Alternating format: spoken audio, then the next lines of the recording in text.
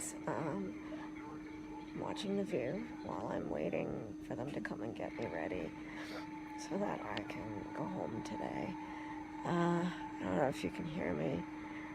My voice apparently is really low. My energy is like a mess, and I was given gluten by accident, and they were messing up every food order. It's the most amazing food service I've ever seen in a hospital that has gotten every single meal wrong for like all the patients. Like the other night, everybody's meal was not what they ordered. It was very interesting. So I'm sort of suffering the consequences of that because it triggers this histamine issue that I have, and then I just can't stop sleeping. I will fall asleep no matter what. It's almost like it's narcoleptic. It's really weird. Anyway, so it's not helping anything right now.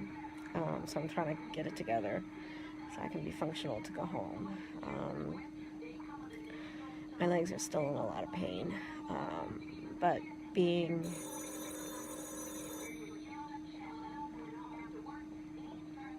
that phone is not accessible to me.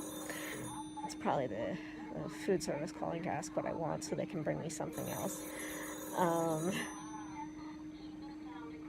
not going to bother and try and get a nurse because it takes them about an hour to come, and so the phone will be done ringing by then.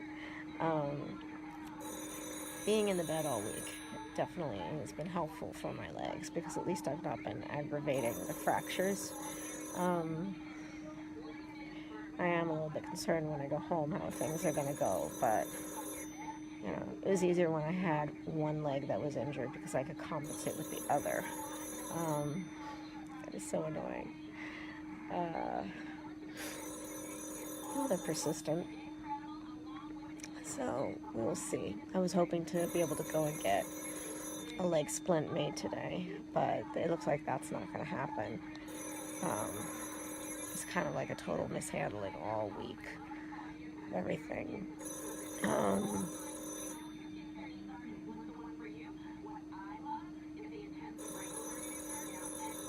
Give up.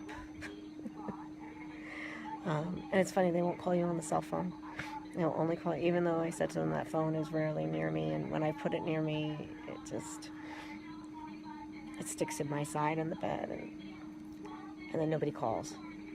So it got removed from my bed about 10 minutes ago, and now it's ringing. Anyway,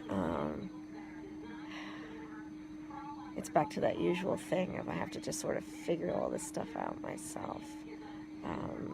At least the doctor that I'm going to eventually see, he's away right now, but I feel like I'll be in good hands with him. It's just until that point, what's going to happen. So I just wish I felt better. Although I guess I shouldn't expect to feel good when I have two broken legs. So we will see. But I do not recommend coming to this hospital. I seriously don't. I don't recommend going to pretty much any hospital, but this one didn't exactly instill good faith in me. And I know it's really not the hospital. I know it's just, I had the bad luck of a few people that made it a not good experience. And really, to be fair, I cannot judge the hospital according to a doctor whose ego was way more important than anything else. That's really what the problem was. And he threw all the other guys under the bus that were really trying so hard to do the right thing here. He said nobody tried to contact him and tell him. What was somebody sure? Okay. I'm checking my bed. I don't know why. He said he was checking my bed. And now he's leaving. Okay.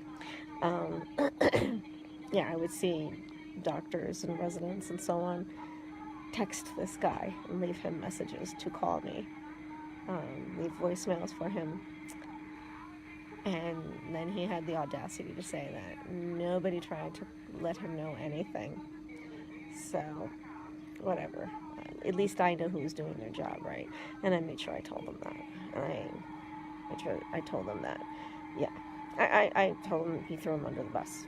I didn't care. Unfortunately, that's the reality of the game sometimes. And I don't want them to feel like I don't recognize what they were doing and that they were doing their best. They were just in a powerless position. That's the problem. So they're in a powerless position. I'm in a powerless position. And so that's where you have to just sort of figure it out. So anyway, let's see how the rest of the day goes and how the arrangements go. Okay, someone's in the room now. Now they can get the phone for me.